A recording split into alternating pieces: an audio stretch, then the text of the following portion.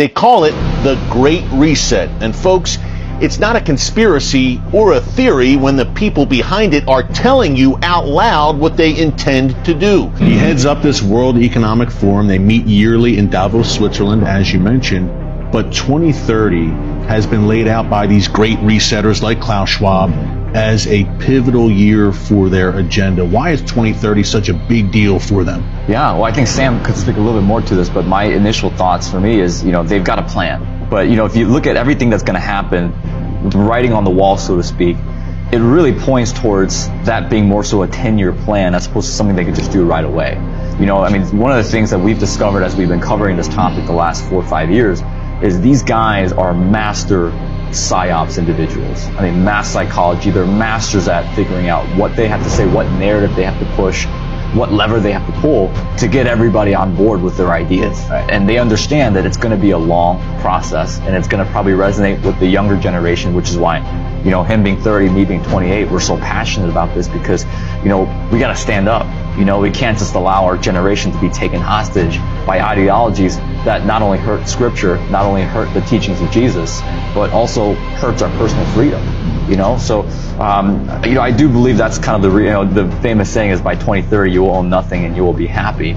You will own nothing and you will be happy. That's straight from the horse's mouth, from the World Economic Forum. That's the motto. That's the theme of the Great Reset. So the World Economic Forum released, I believe it's a 2-3 minute video where it made some predictions, critical predictions by 2030. One of the main key thing is you will own nothing and you will be happy. And it's interesting. There's a man who's smiling. He's very peaceful. He's calm. He's got this really bright grin, and with a caption of "You will own nothing and you'll be happy." Well, how does that work in their view? You will own nothing, yet you'll be happy. What does that exactly mean? So they believe in a shared economy, meaning that everyone's going to rent out things, right? So a lot of individuals who criticize people like us who say that's not a good thing. They're saying, well, what if it's a world where it's a lot like Uber, where people don't own their cars, they take an Uber. But my counter argument to that is, well, the Uber driver owns the car, so there's got to be some people who own something. And so if we don't own anything, then well, who will? Digital ID, which you mentioned, Daniel, and digital currency, two concepts that are also very central to the Great Reset agenda. The digital currency, you can see the seeds for that being laid right now. And digital ID as well. Vaccine mandates, I think we're a step in that direction during COVID. Right.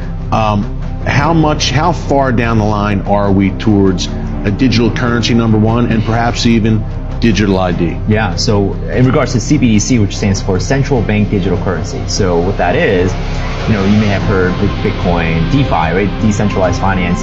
Bitcoin, Ethereum, so these are blockchain technology-backed currency, which in essence could be a good thing. What the government and the central banks are trying to do around the world is harness that technology to then be able to create a centralized form where all transactions, whether it's made online when you go to the store or you go shop on Amazon, could be thoroughly monitored, it could be recorded. So the central banks want to design this, and typically they always seem to have a good reasons as to why. They have a list of good reasons. Hey, here's why this is going to be amazing.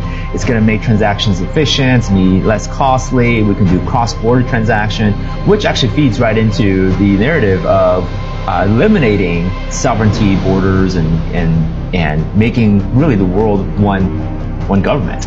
But the central bank digital currency, CBDC, the threat of that, it has actually really good ties to the digital IDs because they want to give you money, or they want people who deserve, based on their standards, to have control over their money. So if they don't like what you did or didn't like what you said about them, they can shut your money down or put an expiration date on it and say, hey, your money is only good for the next 30 days, spend it wisely, and just completely shut your account down. And we've seen what happened in Canada with the trucker protests, donations frozen like that. And Right. they're taken away. Well, to give you an update is, it was one of the first things the Biden administration started working on and developing when he first got in office.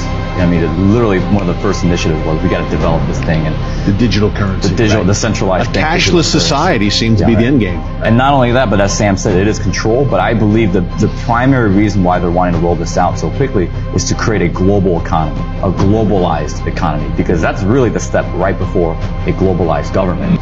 Now, some very powerful global players led by the World Economic Forum and with the enthusiastic backing of some Western leaders, major corporations, and the UN are openly promoting this radical transformation of society.